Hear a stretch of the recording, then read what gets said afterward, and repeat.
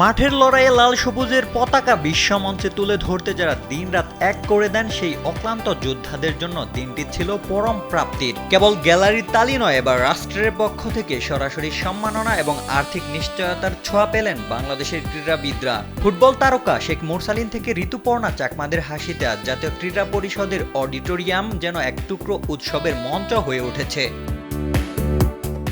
অনুষ্ঠানে ফুটবলের পোস্টার বয় শেখ মুরসালিন, রক্ষণাভাগের অতন্দ্র প্রহরী তপু বর্মন এবং অভিজ্ঞ সুহেল রানা সহ আরও অনেক ফুটবলার উপস্থিত থেকে কার্ড গ্রহণ করেন। অধিনায়ক জামাল ভুঁইয়া ব্যক্তিগত কারণে অনুপস্থিত থাকলেও নারী ফুটবল দলের তারকাদের উপস্থিতি ছিল উজ্জ্বল। সাফজয়ী ঋতুপর্ণা চাকমা, নারী দলের অধিনায়ক আফিদা খন্দকার এবং মাঝমাঠের প্রাণ মনিকা চাকমা সহ প্রায় খেলোয়াড় এই সম্মাননা গ্রহণ করেন। জাতীয় ক্রীড়া পরিষদের অডিটোরিয়ামে আয়োজিত অনুষ্ঠানে দ্বিতীয় ধাপে ক্রীড়া কার্ড বিতরণ করা হয়। যুব ক্রীড়া প্রতিমন্ত্রী আমিনুল হক প্রধান অতিথি হিসাবে উপস্থিত থেকে নতুন অন্তর্ভুক্ত 171 জন ক্রীড়াবিদদের হাতে এই কার্ড তুলে দেন। এর আগে প্রথম ধাপেও ক্রীড়াবিদদের এই তালিকায় আনা হয়েছিল, যার ফলে এখন পর্যন্ত সরকারি এই বিশেষ সুবিধার আওতায় এলেন মোট 300 জন অ্যাথলেট।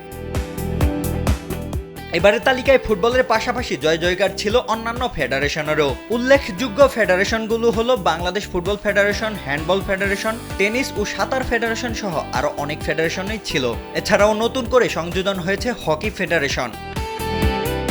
ক্রীড়া কার্ড বিতরণের পর ক্রীড়া প্রতিমন্ত্রী আমিনুল হক তার দীর্ঘ বক্তব্যে বাংলাদেশের ক্রীড়াকে বিশ্বমানে উন্নীত করার বিশদ পরিকল্পনা তুলে ধরেন। আজকে তার দ্বিতীয় ধাপে 171 জন ক্রীড়াবিদদেরকে আজকে ক্রীড়া ভাতা এবং ক্রীড়া কার্ড ইতিমধ্যে প্রদান করা হয়েছে।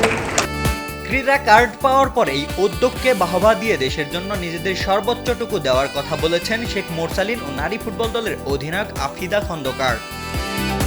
যারাই খেলে সবসময় আমরা চেষ্টা করি সবসময় নিজের সেরাটা দেওয়ার জন্য। তো এই জন্য আমি আমাদের স্পোর্টস মিনিস্টার রিসেন্ট গভর্নমেন্টকে ধন্যবাদ জানাতে চাই যে আমাদেরকে একটা বাড়তি মোটিভেশন বলেন। সো এর আগে যদি আমরা 100% দেওয়ার ট্রাই করতাম, এখন হয়তো এক্সট্রা একটা মোটিভেশন থাকতে চেষ্টা করবো 100% বেশি দেওয়ার জন্য। তো এটা অবশ্যই আমাদের, আমি বলবো যে এন্ড অফ দ্য ডে এটা দেশের জন্য ভালো এবং আমাদের নিজেদের পারফরমেন্সের জন্য ভালো। দেশের জন্য খেলি, দেশ যদি আমাদেরকে কিছু দেয় তাহলে আমাদের উৎসাহ আরও বেড়ে যায়। যখনই বলতাম যে হচ্ছে ফেডারেশন আমাদেরকে যতটা সাহায্য করেন তারা করতেছে, সরকার থেকে যদি পেতাম তাহলে ভালো হতো, এটা আমরা আগেই বলতাম। রোশন মনির, কালবেলা।